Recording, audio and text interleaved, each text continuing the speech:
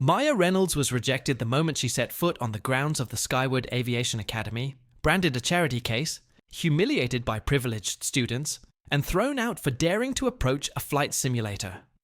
They sabotaged her evaluation. Flight laughed as she struggled and tore her application to shreds right before her eyes. No one knew that the quiet woman in worn jeans was, in fact, Lieutenant Colonel Maya Reynolds, an F-35 fighter pilot and the secret benefactor of Skyward, until she landed in a Lightning II fighter jet, silencing the Academy and burying their arrogance in the Nevada desert sand. The Nevada desert shimmered under the relentless sun. The Skyward Aviation Academy stood as a monument to exclusivity, a place where America's elite treated flying as just another luxury to be acquired. The air vibrated with the thunderous roar of engines, the sharp smell of kerosene, and the smug chatter of the nation's wealthiest heirs. Their tailored flight suits and designer sunglasses spoke more of inherited wealth than earned skill. Maya Reynolds, a slender, athletic woman in a faded gray t-shirt, tattered jeans with a hole at the knee, and canvas sneakers that had seen better days, stepped into this battlefield. She carried only a worn canvas shoulder bag. The Academy, with its gleaming hangars, state-of-the-art simulators, and private jets lined up like trophies, was a playground for the rich, where family connections outweighed actual flying ability. A security guard blocked her path at the entrance, his face twisting into a sneer. "This is a flight academy, sweetheart, not a flea market," he scoffed, flashing his badge and pointing towards the exit. Maya didn't react. Her gaze pierced him with laser-like precision, a silent fortress that only fueled his arrogance. She walked past him, her worn shoes scraping the pristine asphalt, as onlookers stared at this obvious outsider with growing contempt. The massive hangars loomed before her, their polished steel gates like portals to a world that rejected her very presence. Cameras set up for the Academy's promotional broadcast zoomed in on her tattered bag, framing it as proof of her unworthiness. The gathered trainees, a collection of corporate heirs, adrenaline junkies, and trust fund kids, watched her with disdain. Their whispered comments formed a mocking chorus that echoed across the sun-scorched asphalt.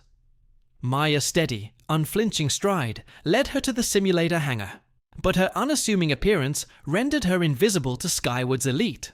To them, she was insignificant, a blemish on their polished runway, and they were determined to erase her before she could touch a throttle. As Maya approached the registration desk to submit her application, a group of aviation influencers appeared, their jackets plastered with sponsor patches, their arrogance dripping from every glance. Their laughter formed a toxic cloud that drowned out the hangar's ambient noise. A man with gelled hair and a gold smartwatch stepped forward, his voice dripping with mockery as he activated his drone to livestream the confrontation. "Well, look at this. Our very own grease monkey thinks she can enroll at our academy," he jeered, gesturing to his audience. "That t-shirt so faded it's practically advertising the junkyard, and that bag, an insult to Skyward's prestige." He leaned closer, his voice dropping to a theatrical whisper that everyone could hear. "This is a sanctuary for elite pilots, not a place for you to stumble around in your rags. You're sullying our academy, just by standing here. Why don't you crawl back to whatever garage you came from before you waste one of our precious slots with your pathetic application?" The influencers erupted in laughter.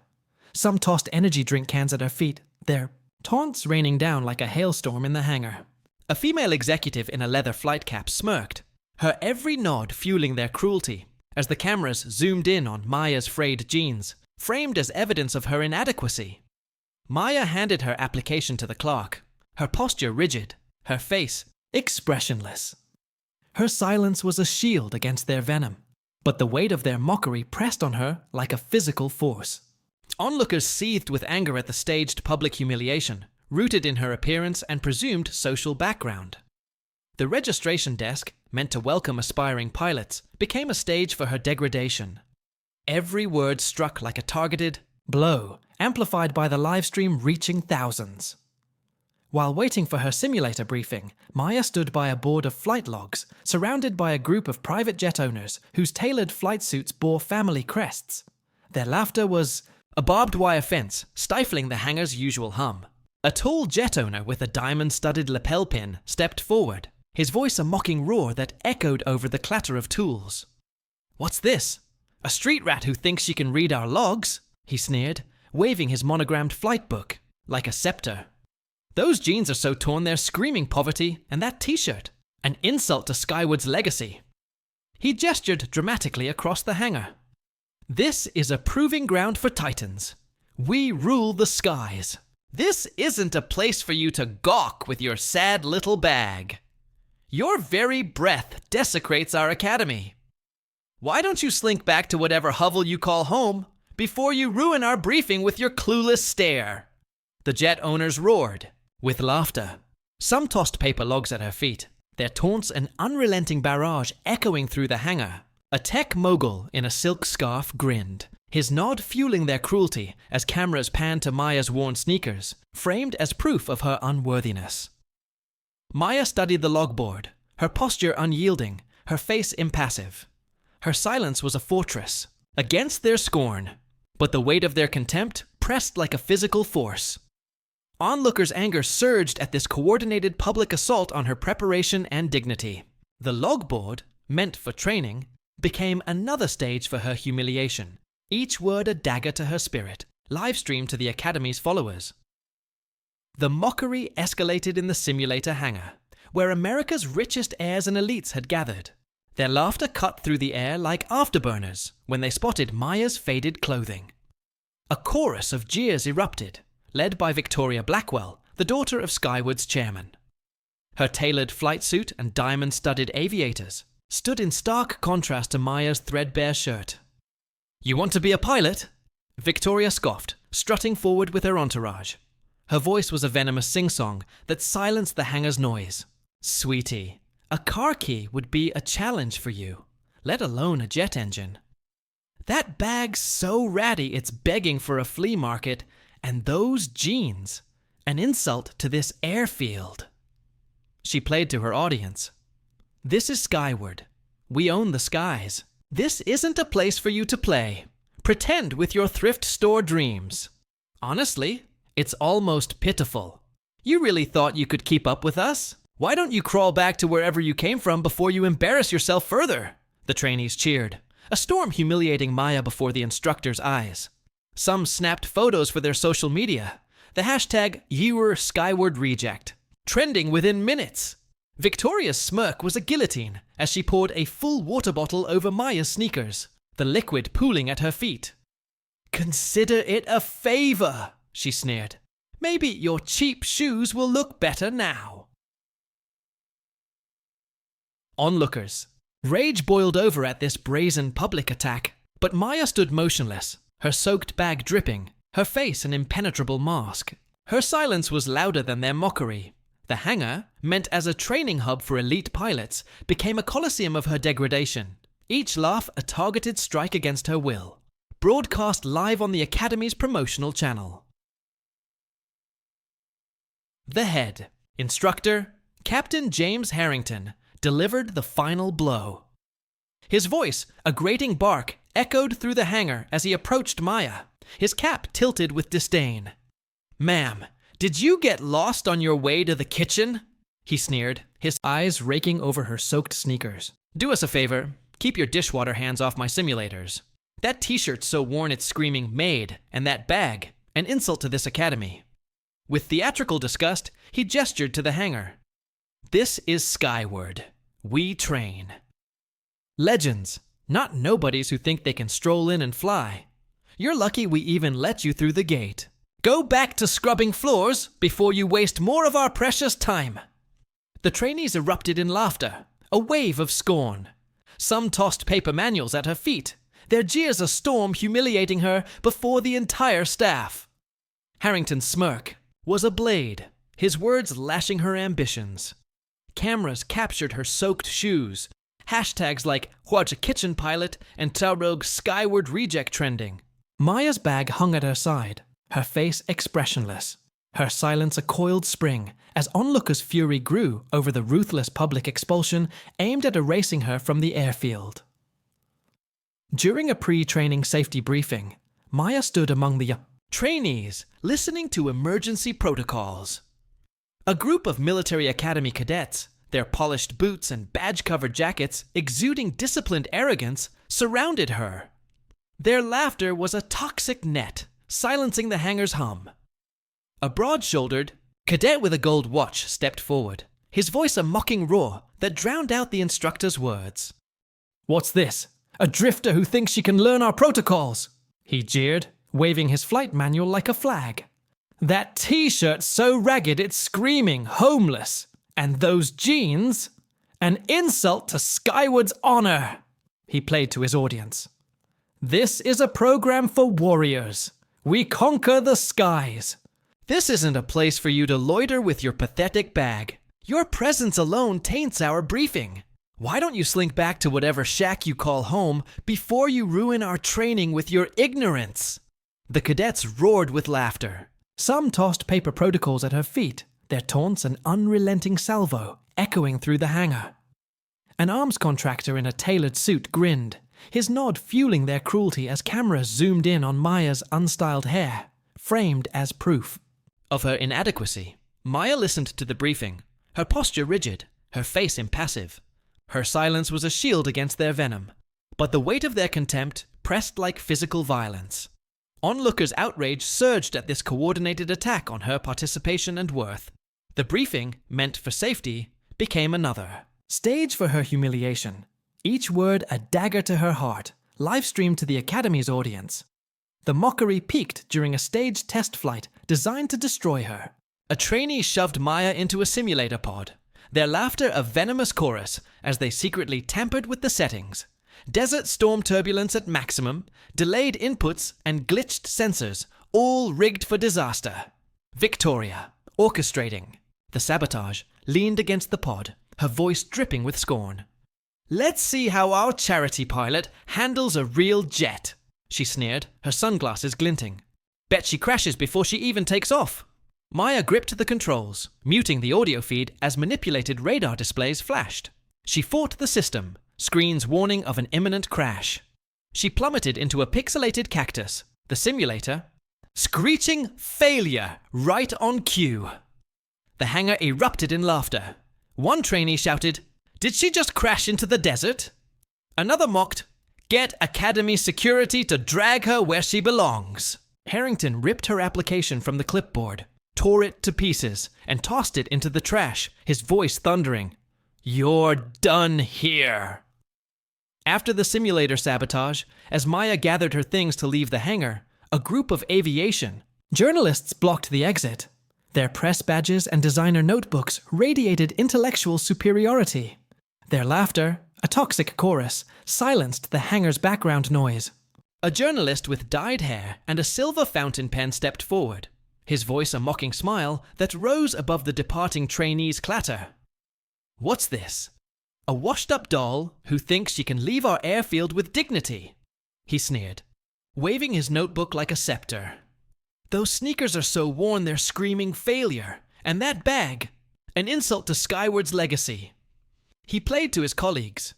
"This is an academy for aviators, where we chronicle legends, not a place for you to crash with your sad little dreams. You look like you came straight from a scrapyard. Why don't you slink back to whatever hovel you call home before you ruin our report with your pathetic exit?" The journalist's laughter swelled. Some tossed crumpled press passes at her feet, their taunts an unrelenting barrage echoing through the hangar. A media manager in a silk blazer smirked, her nod fueling their cruelty as cameras zoomed in on Maya's sweat-soaked t-shirt, framed as proof of her defeat. Maya shouldered her bag, each movement deliberate, her face a rigid mask. Her silence was a fortress against their venom, but the weight of their scorn felt like a physical burden. Onlookers' anger flared at this coordinated attack on her exit and worth. The exit, meant as an escape, became the final stage of her humiliation, each word a dagger to her heart, live-streamed to the world.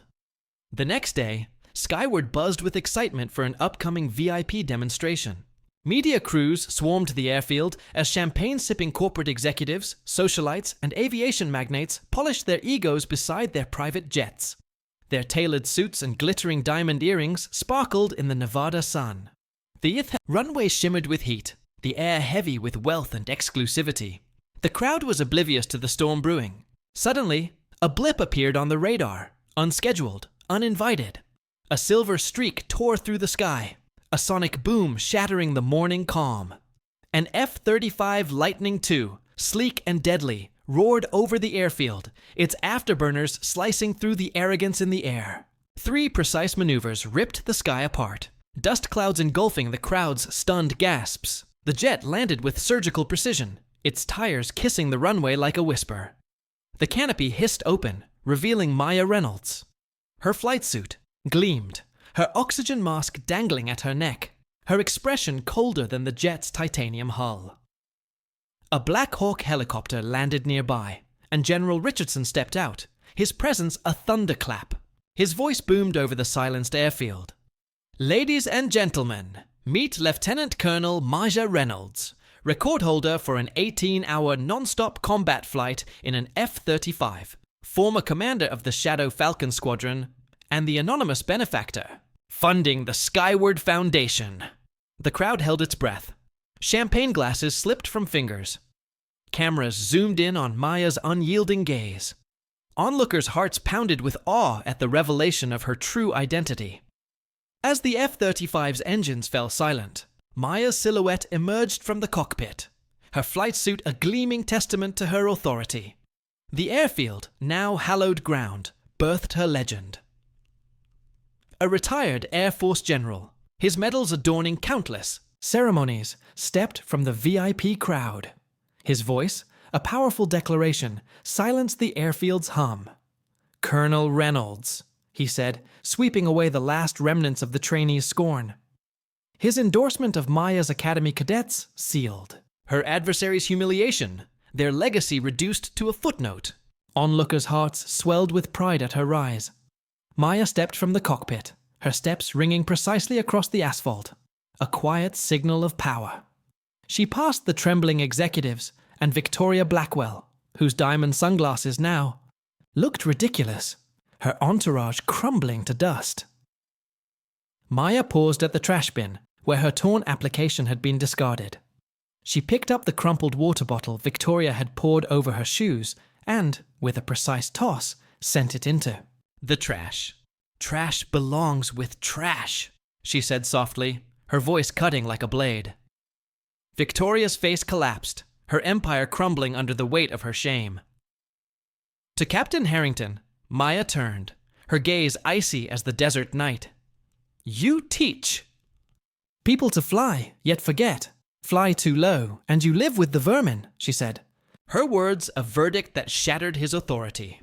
The trainees who had laughed were silenced, their Does Kitchen Pilot hashtags buried under Faoi Lightning Queen.